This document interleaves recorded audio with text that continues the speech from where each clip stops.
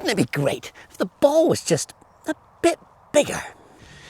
Then we would all make a much more instinctive throwing motion, woohoo, without worrying too much about whether we're going to hit the ball or not, because the body instinctively knows how to create speed in a projectile. Take the javelin, for example. Run up, plant the front foot in the ground, push back, creates rotation and braking, and then all the speed comes behind it with the upper body and the arm swing.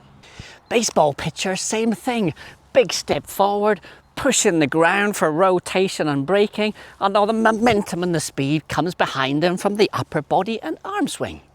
So we need to be throwing our projectile at the ball with the same elements. But because the ball's so small and lying on the ground waiting for us, it's way more difficult to do.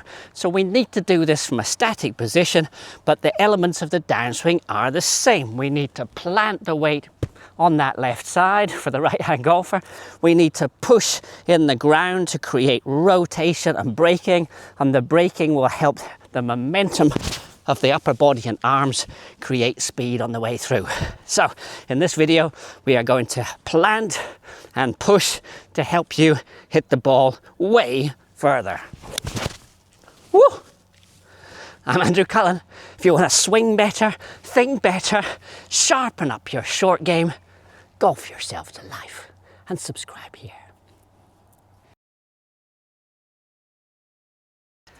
Okay, so we're going to look at the 2 steps to making the right body movement on the downswing, planting the foot in the ground, front foot in the ground, and pushing under the front foot to create all that power and momentum behind with the upper body and arm swing. So the first step I like to call glide phase. Beautiful expression and beautifully described, and I'll explain why as we go. One of the big problems in the golf swing was a kind of misinterpretation from Ben Hogan's book, and something that I did wrong for many years was get to the top of the backswing and then try and turn before the weight's even planted onto that front foot. Not very powerful, and we're liable to get steep, and usually from outside.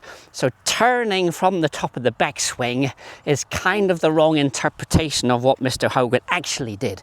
And what Mr. Hogan actually did was actually on this left side before the rotation came. So this is what I like to call glide phase. I learned it from an Australian pro, can't remember his name, sorry for the plagiarism. But it's a beautiful description of what should actually happen as the backswing is completing. It's already happening, moving forward is already happening before the backswing is complete. So glide phase would look something like this, and I've just got the stick in the ground to show you there. So it's on my right leg, right hip as we go back, and glide phase is between sort of halfway, 3/4 back, and how the downswing is already starting as the upper body is moving forward. So as Andreas Kelly taught me, the brilliant Andreas Kelly taught me, it's like the right pocket is moving towards your target before the top of the backswing is complete. So let me show you 1 or 2 of those. So I'll show you in slow motion first of all. So it's going to go something like this. So I'm already moving off the stick before the backswing is complete, glide phase.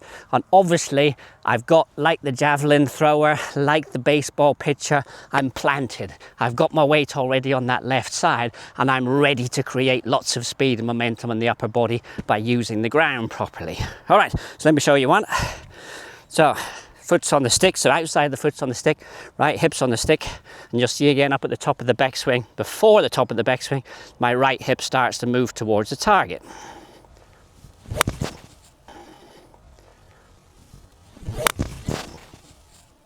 Yeah, glide phase. I just want to show you glide phase in the down the line view because it can solve a myriad of problems.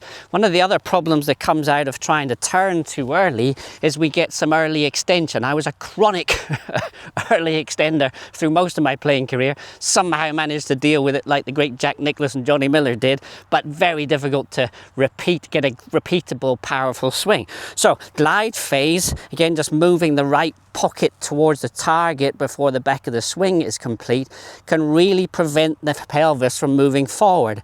If I get the weight onto the left side and pushing the ground, the pelvis is going to go rather back rather than towards the ball if I'm trying to turn too early. So let me show you a slow-mo and then we'll go into full speed motion again.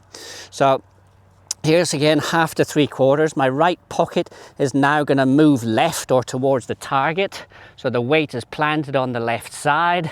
And then from there, and we'll go into the next phase in a minute, if I just push, the pelvis again is going to stay that same distance from the ball. So the belt buckle to ball distance won't get shorter. It'll, if anything, get further away. So no early extension. All right, let's try and show you that with the ball.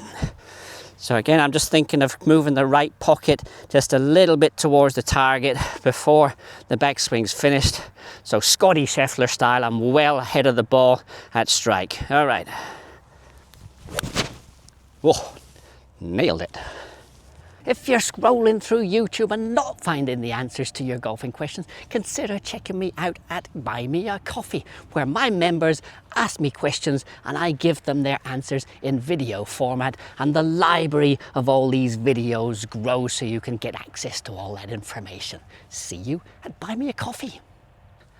Step 2, push. So we've glided beautifully before the backswing's finished. We've got pressure in the ground under the left side. Now we've got to use the ground. So equal and opposite forces in physics. The harder we push down, the more power, energy we get back. And that energy translates into rotational energy in the hips and upward force. Both things creating more speed in what's coming behind you, the upper body, arms and club head. Now, to an extent, we don't need to get too technical here, because if you've glided, the body never wants to fall over. So it's not going to keep going left and keep going left. It's going to react. And the reaction is to push in the ground to save balance. So to an extent, these forces will come naturally, but we can go a little Scotty Scheffler style. So the reason Scotty Scheffler is jumping about is because he's pushing so hard in the ground. You'll see that a lot with long drive champions particularly. So once we've got there, we just push and everything else should fall into place. All right, here we go. Let me just show you a couple here. So glide and push, glide and push. Nailed it again. Beautiful. All right, once more from down the line, slow-mo. So I'm going to glide and then push in the ground as hard as I can. Okay, here we go. This is what's going to create a lot more club head speed in your golf swing. Oh, that really was nailed. If you're wondering now how to optimize your backswing for this downswing, and check out this video here.